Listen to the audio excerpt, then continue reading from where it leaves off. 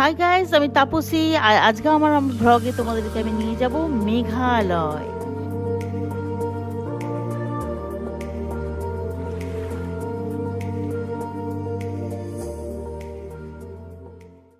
মেঘেদের দেশ, সেখানে 3 রাত্রির 4 দিনের মধ্যে পুরো মেঘালয় ট্যুরটা আমি তোমাদের দেখাবো। আমি ওখানে তোমাদের চেরাপুঞ্জি, শিলং, ডাউকি রিভার, মাইলিনং ভিলেজ, কামাখ্যা মন্দির, এলিফ্যান্ট ফলস সব কটা ভিডিও আমি এই ভিডিওর মাধ্যমে তোমাদেরকে দেখাবো। চলো স্টার্ট। আমরা হাওড়া থেকে ট্রেন নিয়ে আমরা গুয়াহাটি অবধি যাব। সেখানে একটা পরিবার নিয়ে আমরা চললাম শিলংয়ের উদ্দেশ্যে। ব্রহ্মপুত্র নদী পার করে চলে গেলাম গুয়াহাটি। ট্রেনে খাওয়া দাওয়া, হাসি ঠাট্টা সব মিলিয়ে আমাদের ট্রেন জার্নিটা ছিল। তো ফাইনালি আমরা গুয়াহাটিতে নামলাম।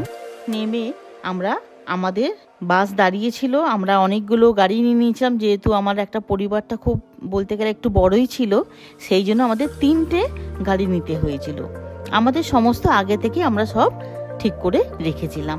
তো আমরা একটা পেট্রোল পাম্পে নেমে আমাদের গাড়ির তেল ভরে এবং আমরা একটু ওখানে ফ্রেশ হয়ে তারপর আমরা বেরিয়ে পড়লাম।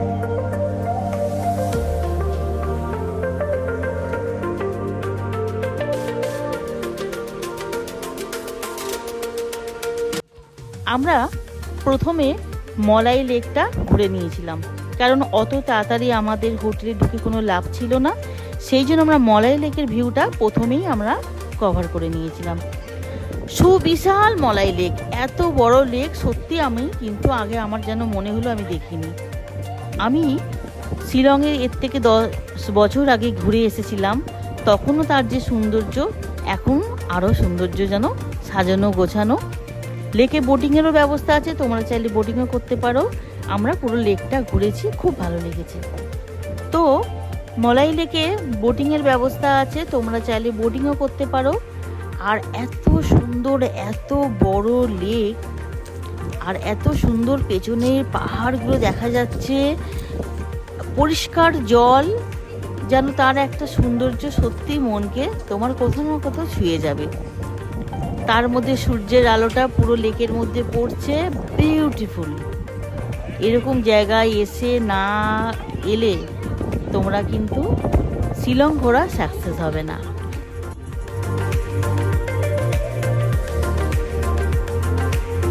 এরপর আমরা হোটেলে চলে যাব, কারণ আমাদের জার্নিটাও ছিল ট্রেন জার্নি, প্লাস এখানটা ঘুরে নিয়ে আর শরীরে দিচ্ছে না, এবার একটু রেস্টের দরকার। আমরা একদম ডাইরেক্ট হোটেল। আমাদের শিলংয়ে প্রথম নাইট কমফোর্ট ইন গেস্ট হাউসে আমরা স্টে করেছিলাম। হোটেলটা সত্যি কথা বলতে খুব একটা খারাপ না, ভালোই হোটেল। রুমগুলোই বেশ পরিষ্কার পরিচ্ছন্ন রয়েছে, খাওয়া দাওয়া ওদের খুব ভালো ছিল। তো আমরা রাতের ডিনারের জন্য সবাই প্রস্তুত হয়ে গেছি, কারণ রাতে খেয়ে আমাদেরকে এবার একটু ঘুমোতেই হবে, তা নাহলে কিন্তু আর শরীরে দিচ্ছে না।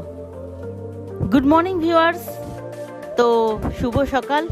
আমাদের সকালের ব্রেকফাস্ট আমাদের এসে গেছে। এখানকার সত্যি কথা বলতে মেয়েরা সত্যি খুব ভালো। আমরা যে হোটেলে ছিলাম তারা আমাদের খুব অতি যত্ন সহকারে আমাদেরকে রাতের ডিনার এবং সকালের ব্রেকফাস্ট বন্দোবস্ত করেছিল। আমরা খেয়ে দিয়ে এবার বেরিয়ে পড়ব। নেক্সট ভিডিওতে তোমরা ডাউকি রিভারটা পুরোটা পেয়ে যাবে।